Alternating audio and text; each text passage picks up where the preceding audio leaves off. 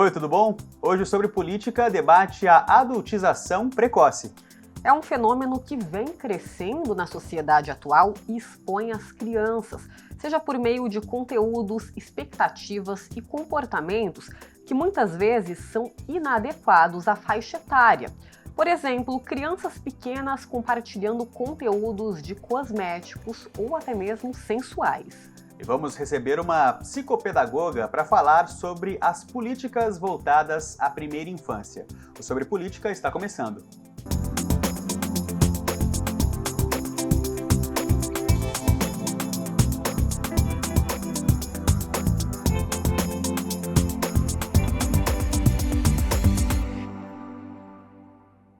E agora a gente fala sobre desenvolvimento infantil, principalmente até os 6 anos. É a chamada primeira infância, né, Dani? É isso, essa fase, né, Marvin, ela é decisiva, gente, para a formação emocional, social e cognitiva das crianças. E essa adultização pode colocar tudo isso em risco. Por isso, a gente recebe agora no estúdio a psicopedagoga Valéria Moreira. Valéria, seja muito bem-vinda ao Sobre Política. Muito obrigada. Obrigada pelo convite. E Valéria, a primeira infância, né, do 0 aos 6 anos, para quem não sabe, é muito importante, né? Coisas que acontecem ali podem ditar como essa pessoa vai ser no futuro, um adulto. Ela pode levar traumas para o resto da vida, né? Dependendo de como as situações são abordadas nesse período da vida. Sim, com certeza. Então, a primeira infância ela vai de 0 a 6 anos e é uma fase super importante para o desenvolvimento humano. Então, é importante nessa fase estabelecer vínculos de qualidade com a criança. Então, é super importante ali os pais, os cuidadores, a família em volta da criança, tendo ali esse momento especial de cuidado com a criança para a formação de um adulto responsável e potente também.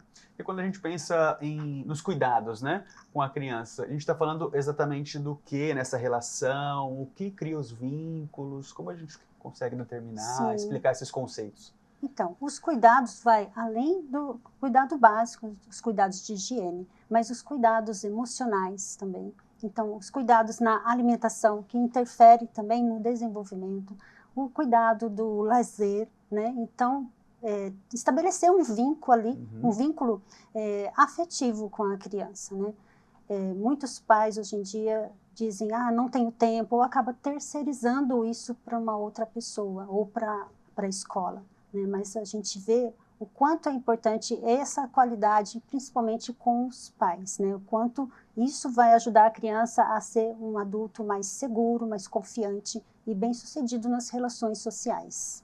E Valéria, o equilíbrio, eu acho que é a palavra-chave, né? Porque assim, não dá para terceirizar, né, Marvin, a criação, mas também a gente vive hoje numa dinâmica de sociedade que é bastante complicada, principalmente para quem é de baixa renda, né? Porque não tem como, a pessoa, a mãe, o pai, muitas vezes precisa trabalhar ali o dia inteiro.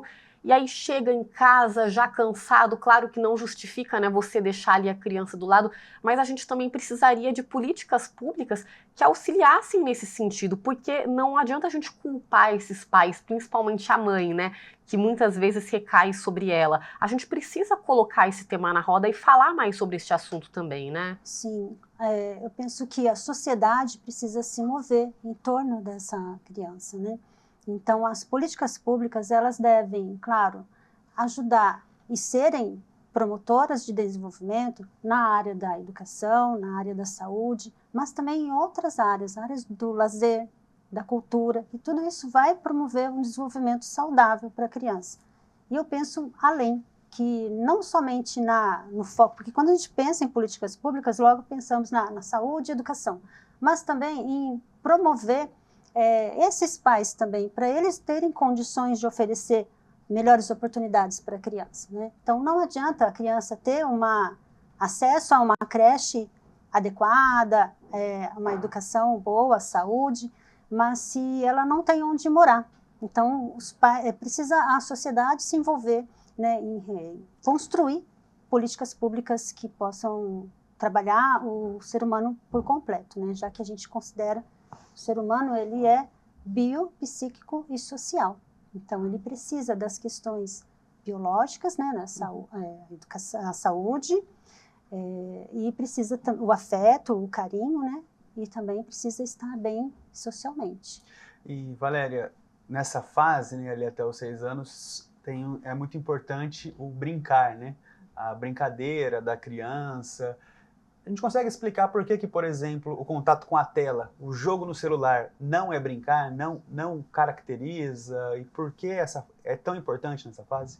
A gente vê assim que a internet hoje em dia ela é algo presente na nossa sociedade e ela veio realmente para ficar. Sim. O que a gente precisa pensar muito é na questão do equilíbrio.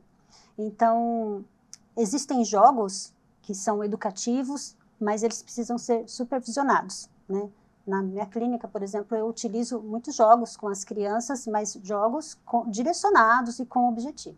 Agora, quando o pai e a mãe acabam entregando o celular para a criança, né, para ela simplesmente ficar ali no momento de distração, isso pode ser bem prejudicial para o desenvolvimento dela. Quando a criança ela é bem pequenininha, de 0 a 2 anos, deveria ser 0 o tempo de acesso, né? Uhum. Não deveria ter acesso. Crianças de 2 a 5 anos é tolerável que ela fique no máximo 1 hora por dia, mas sempre com a supervisão de um adulto. Então, isso é importante para a gente ver como é importante a responsabilidade dos Sim. pais nesse desenvolvimento, né? Então, crianças que têm acesso por muito tempo em telas, isso é comprovado cientificamente, que ela apresenta dificuldades no atraso da linguagem, dificuldades neurocognitivas, dificuldades motoras, e isso pode prejudicar, vai prejudicar o processo de desenvolvimento dela, de aprendizagem, processo de alfabetização também. Uhum. E o Marvin falou do brincar, né, da importância. É importante ser criança, né, viver ali aquela fase, né?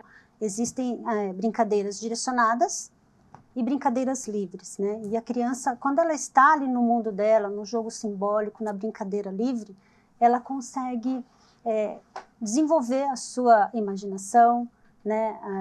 Representar os papéis, personagens de maneira livre.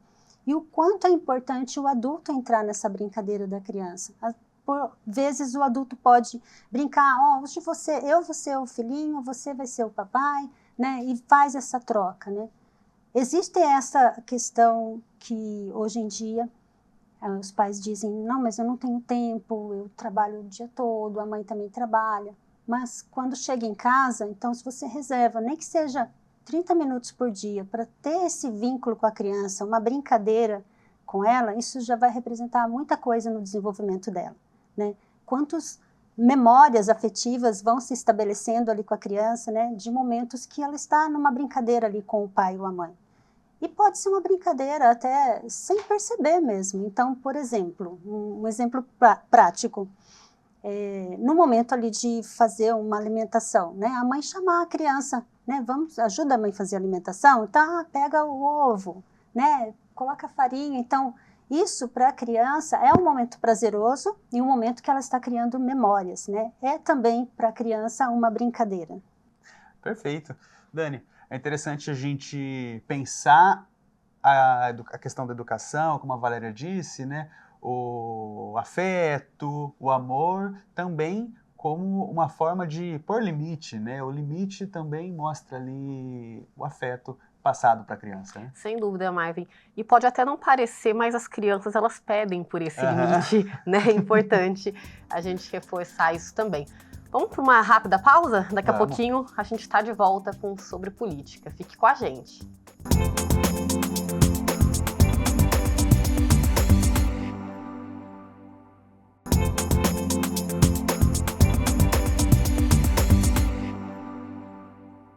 Voltamos com o Sobre Política, e a cultura digital tem um impacto profundo no comportamento e também no consumo. Ela transforma a maneira como nós interagimos, como escolhemos produtos e serviços e até mesmo como nos relacionamos com as marcas. E crianças, jovens e adultos, Marvin, passaram a consumir não só produtos, mas também estilos de vida, comportamentos também e valores mediados por telas e algoritmos. Então, será que a nossa formação como cidadão, gente, também deveria passar pela preparação para esse mundo? Pois é. Nós ouvimos uma pessoa especialista para entender se educar para o século XXI é também educar para o digital. A gente olha para as ferramentas digitais, para esse processo de letramento, de desenvolver a tecnologia na educação, o suporte para o professor é essencial.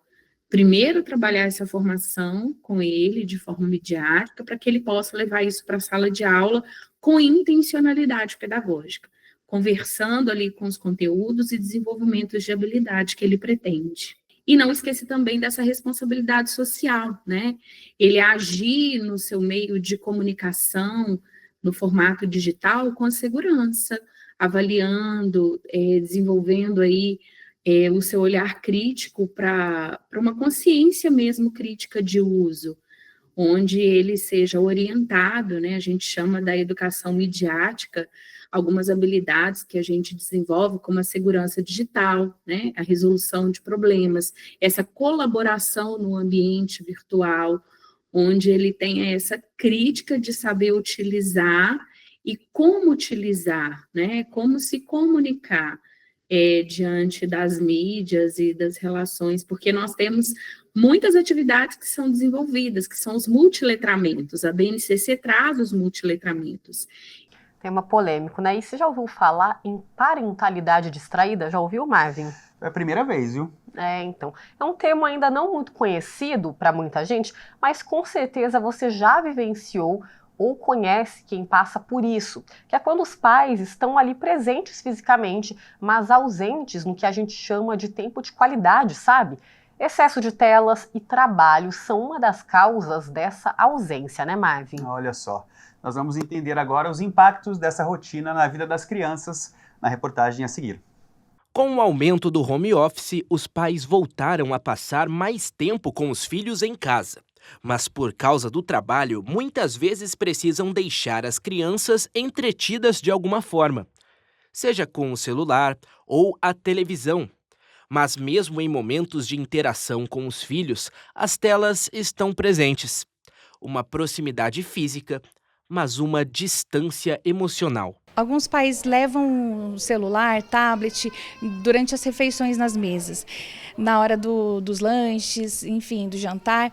E é um momento que você tem para perguntar para o seu filho como foi seu dia na escola, o que ele está sentindo, para você perceber ali o quanto você pode estreitar os laços com a criança, né? Depois de um dia todo de trabalho, depois de um dia em que a criança passou o período todo na escola. É essencial proporcionar momentos de interação, de brincadeiras, jogos, momentos em família, né?